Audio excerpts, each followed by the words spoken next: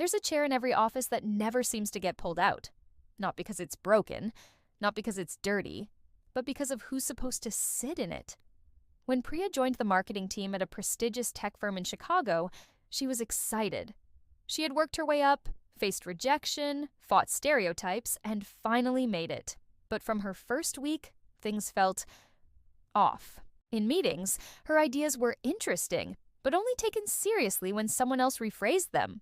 Her lunches were often eaten alone. When she brought up diversity in campaigns, people nodded, then moved on. She didn't expect fanfare, but she didn't expect silence either. It wasn't always outright racism. It was the subtle kind. The kind that smiles to your face, but never pulls out the chair for you. The moment everything changed wasn't loud. It was quiet.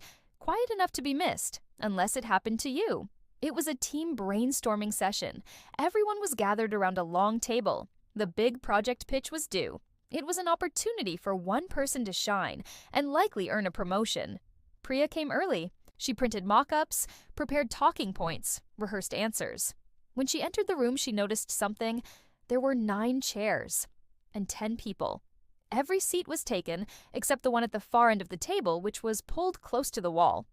Everyone avoided looking at her.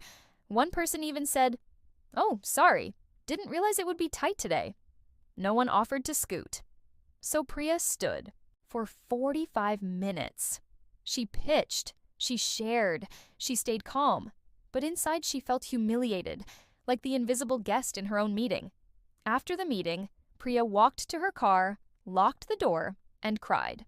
Not because of the chair, but because she realized how often she had stood quietly, just to keep her place. That night, she wrote an email. It wasn't angry, it wasn't dramatic. It simply read, "Today there were not enough chairs in the room, but that has been true for a long time. I've decided I will no longer stand in places that refuse to make space." She hit send to the entire company. The message went viral, internally first, then externally after someone anonymously shared it.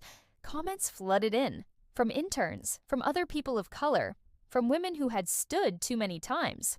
Even a few executives wrote back, admitting they had never noticed what it meant to be excluded in plain sight. A week later, Priya was called into the VP's office. She expected a warning, maybe even termination. Instead, she was offered a new position, Head of Inclusive Strategy. She'd be creating policies, reviewing team structures, and training leaders on bias awareness.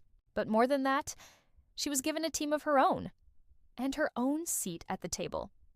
The first thing she did, she replaced the meeting room chairs with a circle. No corners, no heads, no hierarchy. And there was always one extra seat, a symbol that someone knew was always welcome. Priya didn't write the email to go viral. She wrote it because she was tired. Tired of pulling herself up, only to find no seat. But by standing, she made others see the problem, and that's how the chair that was never pulled out finally found its place. If this story moved you, please hit the like button, share it with someone who needs to hear it, and subscribe to our channel for more true, powerful stories like this. Together, let's pull out chairs for those who've had to stand far too long.